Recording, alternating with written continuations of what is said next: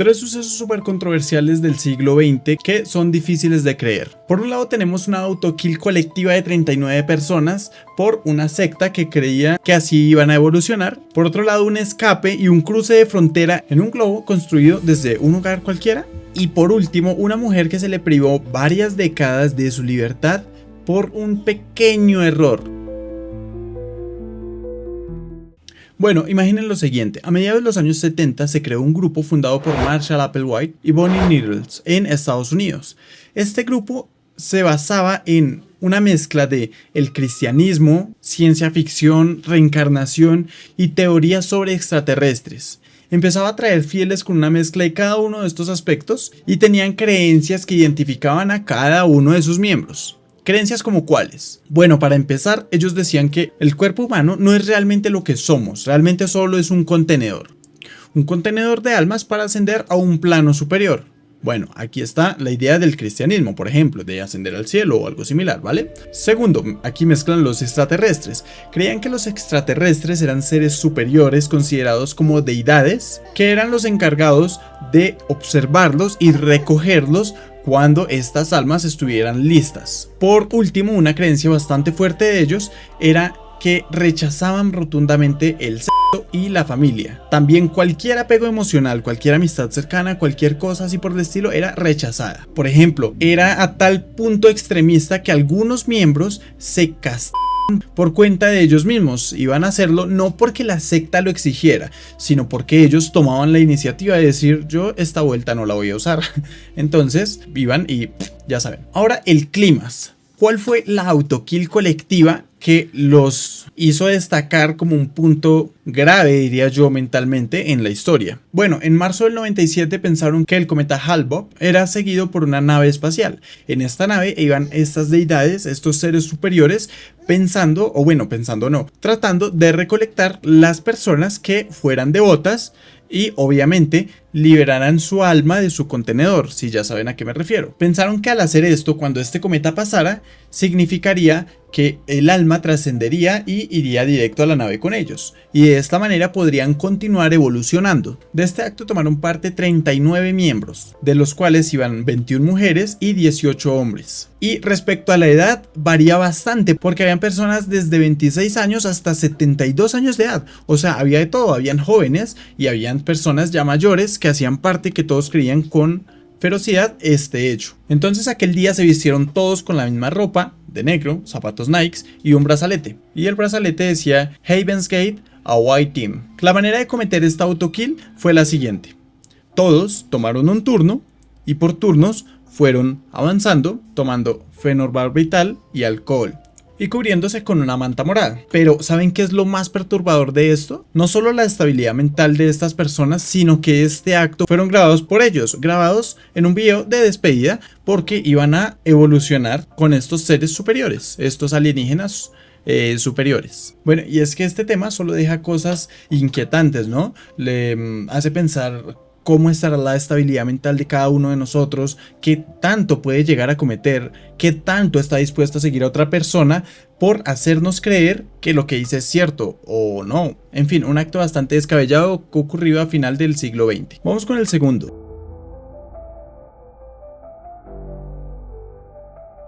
Una mujer que vivió 24 años privada de su libertad por lo que fue un error. Y bueno, esta historia es bastante triste. Resulta que la chica en cuestión se llamaba Gladys. A final de los años 30, ella lamentablemente en un parto pierde al bebé y cae en una depresión postparto. Esta depresión fue bastante grave, como han de imaginar, y fue internada temporalmente en un psiquiátrico. Pero en este punto todo se sale de control. ¿Por qué? Bueno, el tiempo que ella duró ahí le benefició bastante, ya que, no sé, al par de semanas ya estaba mentalmente estable, se podría decir. Sin embargo, en ese psiquiátrico refundieron sus papeles y terminó como paciente crónico. Entonces no importaba ella qué hiciera, ellos tenían la obligación de mantenerla allí en ese lugar. Punto número 1, ese error tan gigante de confundir una paciente y pasarla por crónica, cuando ella a las pocas semanas ya estaba bien. Punto número 2, y más triste aún.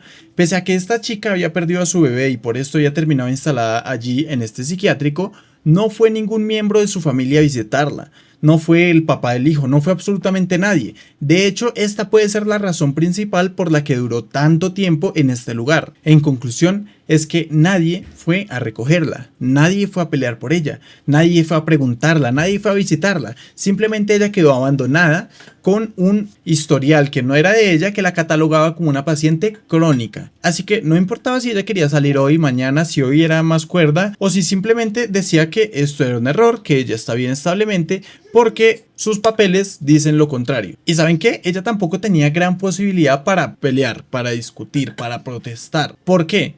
Porque a estos pacientes generalmente se les trata con ciertas drogas para que se mantengan tranquilos. Así que ella no solamente estaba allí por error, sino constantemente la estaban drogando para que estuviera más calmada, más tranquila, por lo cual no pudo hacer nada al respecto. Y bueno, a pesar de que en estos lugares no es raro que cambien de personal, de que salga alguien, entre alguien nuevo, pues resulta que es 24 años después, una joven doctora es la que se pone a revisar los casos que hay, y al revisar este caso se da cuenta que ella está allí por un error. Imaginen la sorpresa de esta doctora o la sorpresa de la chica al reponerse su cuerpo, al no estar drogada y ver que perdió 24 años de su vida en un hospital psiquiátrico por error. ¿Y saben qué es todavía peor? Que esto no es el único caso que ha sucedido. Esto pasa con más frecuencia de lo que creemos en varias partes del mundo, que algunas personas son privadas de su libertad por un error.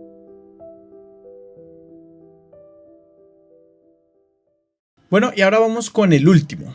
Corría el año 1979. Alemania estaba dividida en dos por el famoso muro de Berlín. Para no hacerles el cuento largo, la Alemania oriental era comunista y restringía extremadamente la libertad o el movimiento de las personas. Nadie podía salir. Y no me refiero a que vas a la frontera, intentas salir y te dicen que no. No. Intentar cruzarla era supremamente peligroso porque estaba cercada por minas. Habían torres de vigilancia con soldados dispuestos a disparar si las personas no cumplían las órdenes. Habían francotiradores cubriendo que nadie escapara de este lugar. Entonces, a dos personas se les ocurrió un plan increíble para escapar.